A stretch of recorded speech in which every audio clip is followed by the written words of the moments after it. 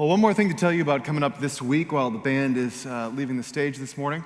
On Thursday, we're going to be trying something a little bit different. We are introducing a new group called Theology on Tap. Some of you have heard about this Theology on Tap movement that has become so popular over the past 20 or 30 years. But it's a time to gather very informally for conversation around matters of faith and current events and just casual conversation in a relaxed environment. So if that's something that sounds appealing to you and you'd like to take part in it, I'd love to have you join us on Thursday nights during the season of Lent. So we'll do this for about a month and a half or so. Should be a lot of fun, and we're going to be meeting at the On Tap Cafe here in Liberty Park. We've got the meeting room on the left as you walk in the front doors. So love to see you at 6:30 on Thursday night. And if you are interested in participating and you just want to tell us ahead of time, you can tell me after the service today, or this is John Mills. John, waving at everybody. John is sort of spearheading this effort, so you can find him. He'll be hanging out outside the doors here after the service is over as well. I'd love to talk to you more about that. My grandparents owned a lake home. I may have mentioned that in a sermon previously. Have some fond childhood memories of going up to spend some weekends at the lake as a kid. One time, I remember my grandfather gathered some of us grandkids, and he said, "Come on, we've got a special errand to run." And we piled into his wood-paneled Oldsmobile station wagon, and we drove down this gravel country road to a rock pile or a rock pit. He called it a quarry. It wasn't truly a quarry, but it was just a pile of stones. And it was a big pile. I mean, we're talking almost the size of this room. And the stones ranged from probably watermelon-sized to potato-sized rocks. And they were field stones, smooth on all sides. And he said, when we got there, he said, pick up a bunch of them and just bring them back, load them in the back of the station wagon. We're going to take them home, and we're going to build a border, some edging around Grandma's flower beds. So that was the project for that day. And I just remember going and walking on this massive pile of rocks. It's the kind of place where you have to be a little bit aware of where you're placing your foot because the ground shifts under your feet. And when you pick up a rock, there were several layers more of stones beneath them. And I think about this place sometimes whenever Jesus talks in the Bible about rocks, which happens, actually probably more than you might realize, but he talks about rocks a handful of times. And I think about stones, particularly as we hear this passage of Scripture that I'm about to read. So if you want to follow along on the screen or in your own Bible, I'll be reading from Matthew 13, starting in verse 1. This is the parable of the sower. That same day, Jesus went out of the house and sat beside the sea. Such great crowds gathered around him that he got into a boat and sat there, while the whole crowd stood on the beach. And he told them many things in parables, saying, "Listen, a sower went out to sow. And as he sowed, some of the seeds fell on the path, and the birds came and ate them up. Other seeds fell on the rocky or the stony ground, where they did not have much soil, and they sprang up quickly, since they had no depth of soil. But when the sun rose, they were scorched, and since they had no root, they withered away. Other seeds fell among the thorns, and the thorns grew up and choked them. Other seeds fell on good soil and brought forth grain, some 100-fold, some 60, some 30. Let anyone with ears listen." Word of God for the people of God. Thanks be to God.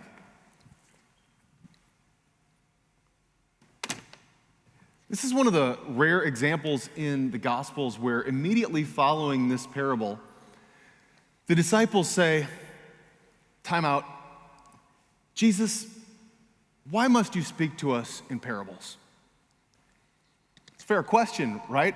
I mean, it's something that I think many of us have wanted to ask Jesus too. Like, could you just make it plain? Spell this out for us. Why speak in parables? Why speak in something that's in riddles? Why is it so difficult to understand always exactly what you mean by this? And Jesus has an interesting response, equally perhaps confusing and esoteric. But he basically says this: you know how there are people who will listen, but they won't really hear? And you know how sometimes people will witness something, but they won't truly see it? That's why I speak in parables. And his disciples thought, yeah, thanks, but that doesn't really clear it up. Could you spell it out for us? And he said, I speak in parables sometimes because I think that this is the way to people's hearts. Sometimes they're going to witness things around them and miss the point. Sometimes they're going to hear things and completely misunderstand what it is that's being communicated to them.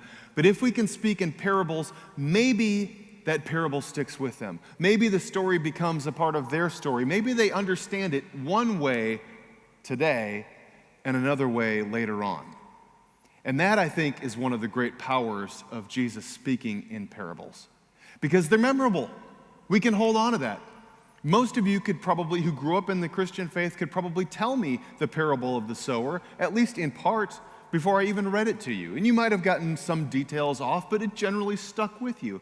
And you probably pick up on that much better than had it just been some sort of instruction. The story matters. So he talks today in this story about the sower who comes and scatters seed on various places. First on the compacted, well-traveled path, then on the rocky soil, then in the thorns and in the weeds or the vines, and then finally on some good soil as well. And after he explains the way that people sometimes will receive his parables, he said, okay, fine, I will actually spell it out for you. He said, sometimes a message of good news, or my words will fall on some people and it'll be like a hard path. And quickly the birds will come and they'll swipe up those seeds and they'll be gone just like that. And he said that's kind of like when people aren't aware that Satan comes in and just plucks it out of there before they even realized what was going on. And then he says, and then sometimes it will fall on the rocky soil. And that's when, when you have those kinds of periods in your life where you feel deeply committed, but it's gone as quickly as it came. And I feel like that resonates, right? We all feel different kinds of levels of commitment or excitement sometimes. We feel deeply passionate about something, or we get invested in the church heavily for a season, and then it sort of fades off a little bit. And he talks about it that way. He says, like those seeds, they germinate quickly and they spring up, but as soon as there's any kind of hardship, like a scorching sun, there's no deep roots there to sustain it through the hard times. That sounds familiar. Then he says that the next one is about these thorny vines, and he says, that's like when the cares of the world and the distractions, I guess as I'd use as a word, when the distractions around us strangle or suffocate out the possibility of what goodness can occur because we're too preoccupied with something else. And then he says, and then there's the seeds that land on the good soil. They grow, they yield greatness, 160, 30-fold. That's what it's supposed to be about. It's interesting that when he talks about the parable of the sower, there's like no responsibility on the sower, right? It's all about the ground. Jesus doesn't say, and how reckless is the sower? Because in the parable, Jesus is the sower, or God is the sower. In other words, gifts and grace and love and sharing and abundance are being scattered out, just tossed out, wild. Like we sing this song sometimes, Reckless Love. You sang it last week, right? The recklessness of the sower just chucking out seed everywhere. So then the issue is, we're the soil. And what kind of soil will we be when the seed lands on it? Today's message is not an overly complicated one. This is not with some deep, profound, thing where you're going to say, oh, I get it now. I mean, Jesus is actually telling a parable that's pretty straightforward. And so this message is as well to you today. So the question is this: what kind of soil are you? If you're the dirt, what kind of dirt are you? So I was asking my grandpa, how did this humongous pile of stones show up here in the middle of really nowhere. It was a 2-lane highway, a gravel county road, and at one of the corners of that intersection was this rock pile. And he said, "Look around you, what do you see?" I said, "Nothing." He said, "No, it's not nothing. What is it?" "Farmland." Yes, farmland, fields everywhere. He said, "This rock pile sits at this intersection, this crossroads, because every year the farmers in this area put down their plow to the field, and as they are tilling the soil, preparing it for the seeds, they keep coming up with stones. And the stones have to be plucked out one at a time by hand. There isn't a device that does this for them. They have, for 100 or more years, picked up the stones, tossed them in the back of the wagon, tossed them on the tractor, tossed them into the pickup truck, whatever it may be, and they drive them here to this pile, dump them out, and this is what you have. Hundreds of thousands of field stones. They weren't dropped here by a glacier. This was put here by people's hands from their hard work.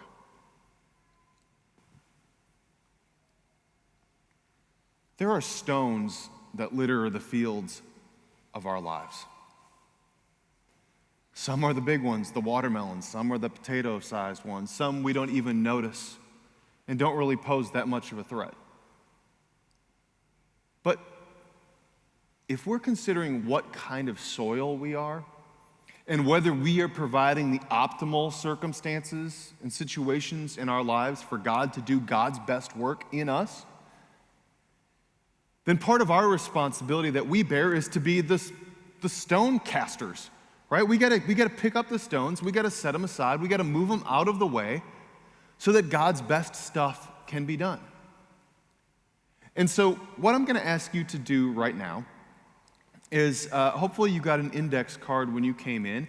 And if you didn't, both Brandon and Tom are in the back, they've got cards in their hands. So raise your hand real quick if you did not get an index card on your way in, and they will bring you one. Raise them up high so they can see. They're bringing you cards, and here's what you're gonna do with these cards. Andrew's gonna play softly in the background. I'm gonna go back down to my seat, and we are going to write some of the things that you see as the stones in your life that make the conditions less than ideal for God's work to really flourish and to take root. Your responses are going to be unique to you. I mean, I would guess that we might have some overlap on the things I write and the things you write, but be thinking about what those things are. Is it a particular habit? Is it a destructive behavior? Is it some unresolved relationship problem? Is it going overboard with the things that you are invested in or interested in, or maybe not doing enough of that? Maybe it's about time management. Does that sound like a stone to anybody? So take a moment to write those things down, and we're going to collect these just to give you that forewarning, but fold them and they won't be looked at. So while we're going to collect them, that's just going to be for the accountability of it, but we're not going to open them up and read them and look at them. So it's totally anonymous, totally private. But take a few minutes to do that.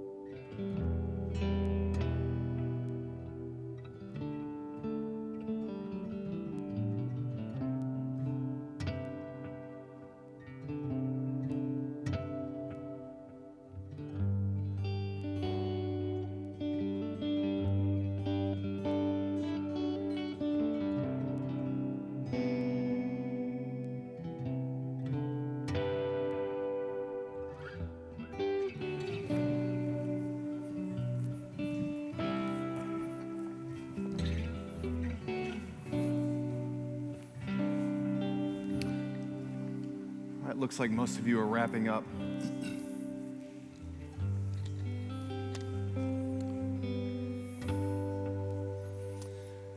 All right, so hopefully you've had a moment to write a few thoughts on there. I'm going to just share a few examples of some of the things that I wrote. This will be my time of confession to all of you. But I want to share this with you because I want you to sort of know sort of what I'm thinking about, and maybe these will resonate with you. Maybe they're going to be totally different than what you wrote down. One of the things I wrote down is how I spend time using my cell phone. I know that the phone is, like social media, is just an easy target. It's an easy thing to sort of name as something that could be helpful, but is maybe turned unhelpful in our lives. I mean, I think that that's the way that I've gotten to be with my phone. I find myself, if I have, 30 seconds of unoccupied time in my life, pull the phone out, right? I got to check scores for games that I don't care about, or I got to check headlines that somehow might have changed drastically in the last 90 minutes, or, I want to check my email before I go to bed, even though I'm not realistically going to do anything about it till tomorrow. Those kinds of things. So I want to do better about that. I want my family to not get the leftovers of the time and the energy that I have at the end of the day for them.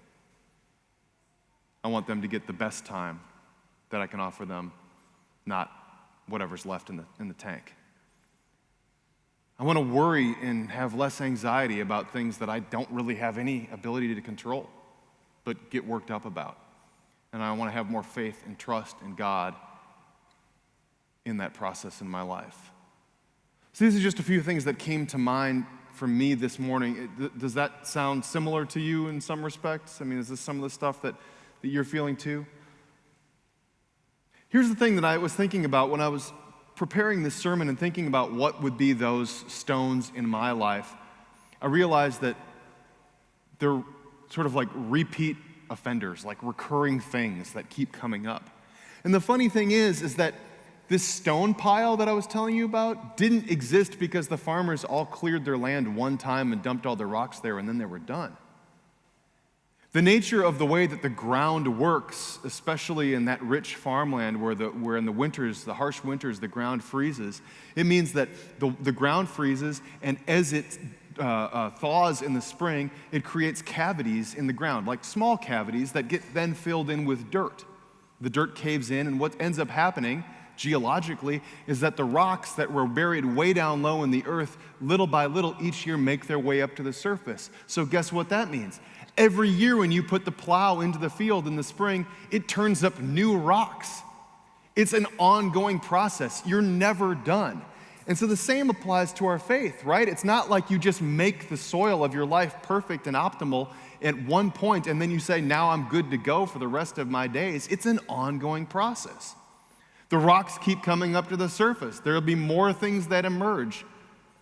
You can bury them, but they're going to keep coming back up. And so this becomes a process that we continually work on. And here's the really cool thing. In the wisdom of those who in ancient times put the church calendar together, they said, we need a time every year, I don't know, maybe in the spring when we're preparing our fields, to prepare our souls and our hearts in the same way. And that's the season of Lent. So on Wednesday this week with Ash Wednesday, we begin what will be the soil preparation of our lives. This is the time period to do an examination of ourselves. It's a good time to look at things like our calendars, our phone usage, our bank accounts, how we spend our time, who we spend it with, our prayer life, our time committed to Scripture, our time committed to growth and learning, our time committed to serving others. All of these things need to be on the table again for evaluation. And it's a time to say, where are the stones that need to be cleared? And what are the things that I need to do to provide the optimal situation for God's work to be at work in my life? Now, sometimes people say that they don't like Lent because they say, oh gosh, it just makes me feel so bad about myself, or you ask me to think about my mortality, and I just don't need to be piled on with more and more stuff like that. Life is hard enough as it is without being reminded of it of the church. Look, if that's the way you were taught about Lent, you were misinformed.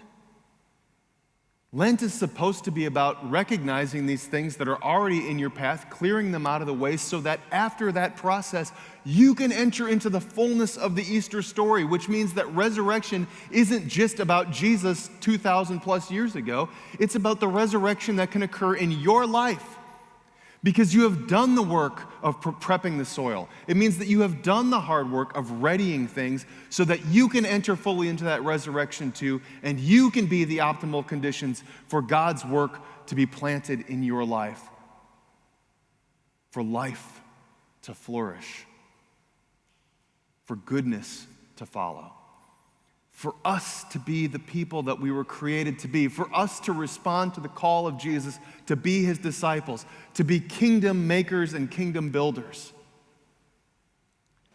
And these are the things that we prepare for now.